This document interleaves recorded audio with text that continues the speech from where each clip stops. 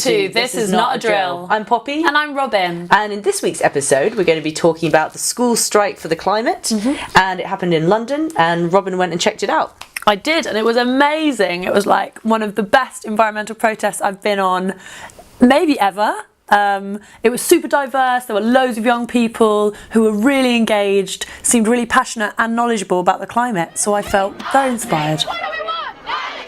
What do we want? Now! So we're now in the unauthorised march part of the children's strike for the climate. Now! See if we can talk to them about why they're here. Okay, so first of all, why didn't you tell me about what this action was all about? The action came about because of a young schoolgirl called Greta Thunberg from Sweden who tried to start a climate strike in her school, wasn't successful, so did it alone, and now it's global. So if that's not a lesson for perseverance, I don't know what is.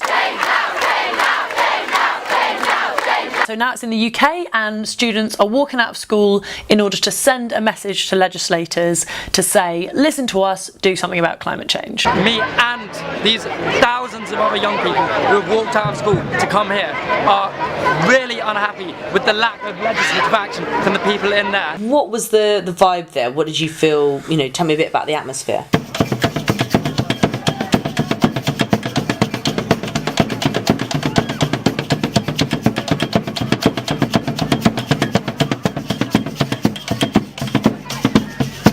It was invigorating, a wicked place to be, and they also seemed like they had quite astute political analysis. The problem is systematic, and the problem is due to corporations, and just by choosing to buy other things, we can't deal with this. Yes, go vegan, but you've got to look at the broader picture. You've got to question capitalism.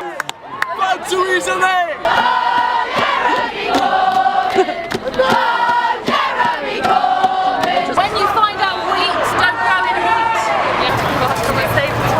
That's brilliant. The banners actually were incredible. I have never seen such a range of creative banners, and I think it just shows what a pivotal place that young people have in the climate movement with their energy, creativity and ideas, and just how relevant it is for them. There was a lot of people saying, this is our future, not their future. They're going to be gone. This is our lives and it matters to us. So that personal reason to fight for the climate is so powerful.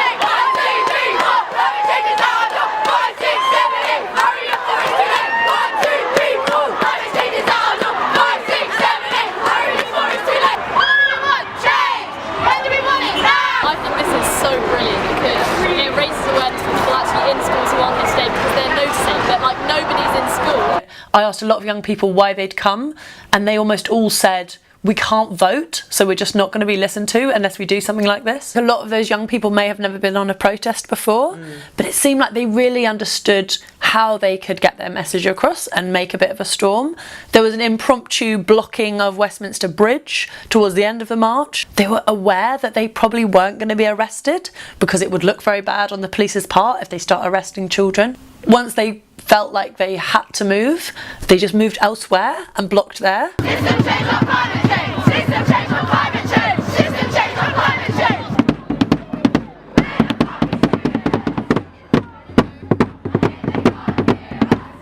The walkout came under a lot of criticism, so there was a lot of MPs saying, well, they've ruined the law and this is just an excuse to get out of school, and that this wasn't the best way for them to express themselves. What did you make of that? I guess comments about the lawn just show how out of touch MPs are.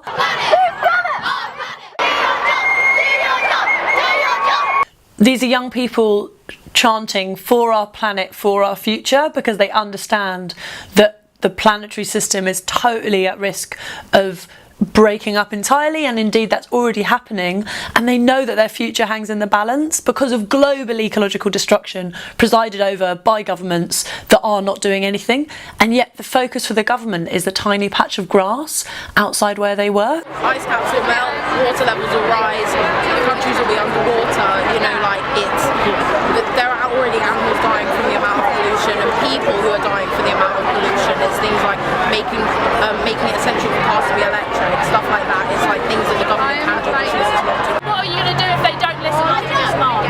Come back, do it again. Yeah, we'll be here again to fight louder.